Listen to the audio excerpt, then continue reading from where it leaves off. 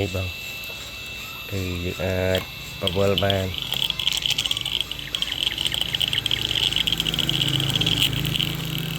អូអែមកាប់ជាប់វាគឺផ្សោតដំណឹងពីមតាមកចូលវ៉ូលីមបតត្រេលបឿនវិញហ្នឹង speed វិញហ្នឹងហើយចេញទៅអគុយបាទអគុយនេះមានតែកាហមបោកខ្មៅដកតែប៉ុណ្្នឹងឯងអានេះខ្ញុំភ្ជាប់ជាមួយនឹងអគុយមកតែបាញ់ថ្នាំបាទត្រតតយើងបិទបានបាទបាត់ពីក្លឹបតែអានេះវាមានបតផ្សេងគ្នាតែបតនេះគេដាក់កម្លាំង350 វ៉ាត់ដែរ12 វ៉ុលណាត្រូវជាមួយអគុយមកក្របបាទអគុយ50អគុយ7អគុយ100បាទគឺក្រប12 វ៉ុលតែបើប្រើអគុយដប់អាហ្នឹង24 វ៉ុលហើយនេះ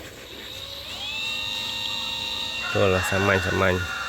ញងាយប្រើទេបងមកយកទៅឆ្នៃផ្សេងត្រូវតែម្ដងបាទតែបើយើងជិះឆ្នៃដងបាញ់ឆ្នាំគឺអត់ប្រើមញងអាចវ៉ាក់នេះទេបាទគឺប្រើតែម៉ូទ័រនឹងជាប់តែម្ដងគឺឆ្នៃតែជើងពីមុខទៅគឺឆ្នៃពីជើងពីមុខម៉ូទ័រនឹងមកដាក់អាកាលេរូទីល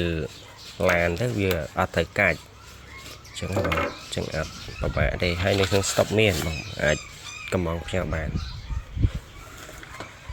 អានេះខ្ញុំផ្សាកទេបាទក៏មញងវានេះវាមានច្រវាក់ឲ្យទៀតចេះច្រវាក់នឹងលេខប្រមាណចាស់នេះមានលេខណាច្រវាក់គេលេខ428ត្រូវមួយច្រវាក់ម៉ូតូបងម៉ូតូវាមានដូចជា420គត់ដល់ខ្ញុំទៅច្បាស់ដែរគ្រឿងម៉ូតូតែបងអាចយកឆ្នៃបានបាទឆ្នៃធាក់អីក៏បានដែរបងហើយតាមជាក់ស្ដែងយើងត្រូវការល្បីអាំងសាច់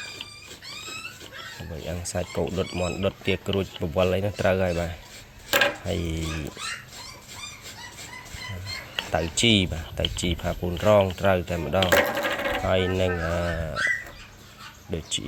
ច្រើនខ្ញុំធ្វើម៉ាស៊ីនកាត់ស្មៅក៏ខ្ញុំយកទៅដាក់កែដែរបាទដាក់អស់តួវាទេណាបាទហើយដងបន្ថ្នាំតៅជីរួមធ្វើអីក៏បានសម្រាប់ការឆ្នៃបាទឆ្នៃកូនឡានកូនអីម៉ូតូកូនក្មេងអីបានតែម្ដងបាទអរគុណច្រើន